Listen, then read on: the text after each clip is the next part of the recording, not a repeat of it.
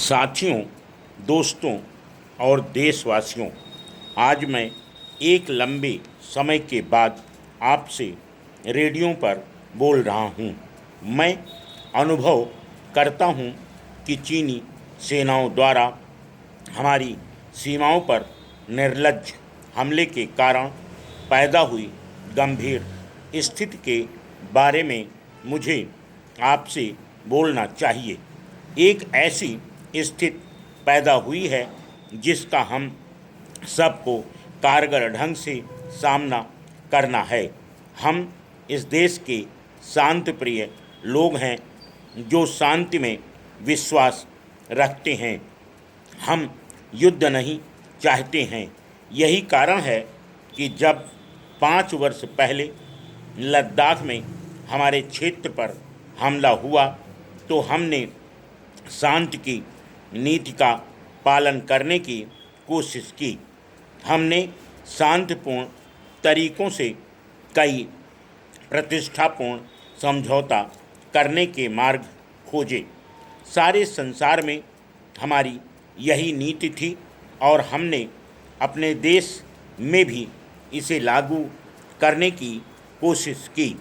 हम आज के युग में युद्ध की विभीषिकाओं को जानते हैं और संसार को युद्ध में फंसने से बचाने के लिए हमने भरसक प्रयत्न किया है, लेकिन अपनी ही सीमा पर हमारे अब तक के सारे प्रयत्न असफल रहे हैं। जहां एक ताकतवर और बेईमान दुश्मन ने शांति और शांतिपूर्ण तरीकों की परवाह न करते हुए हमें लगातार धमकाया है और धमकियों को कार्रवाई में बदला है, इसलिए अब समय आ गया है कि हम इस खतरे को पूरी तरह समझें जो हमारी जनता और देश की स्वाधीनता के लिए खतरा है।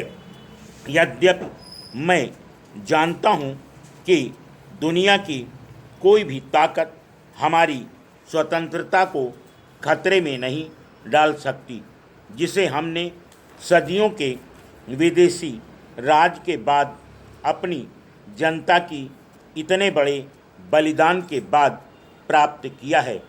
फिर भी मैं आपसे ऐसा कह रहा हूँ, अपने देश की स्वतंत्रता और अखंडता की रक्षा के लिए हमें कमर कसकर इस सबसे बड़े संकट का सामना करना है जो स्वतंत्रता के बाद हम पर आया है।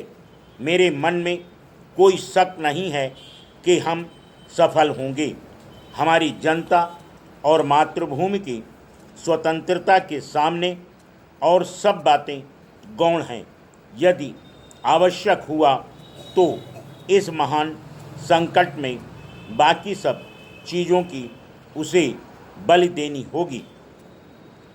पिछले 5 वर्षों में चीनियों ने कैसे हम पर बार बार आक्रमण किया है और कैसे उसे भाषणों, दलीलों और झूठे दावों से अपने उचित सिद्ध करने की कोशिश की है। Full stop.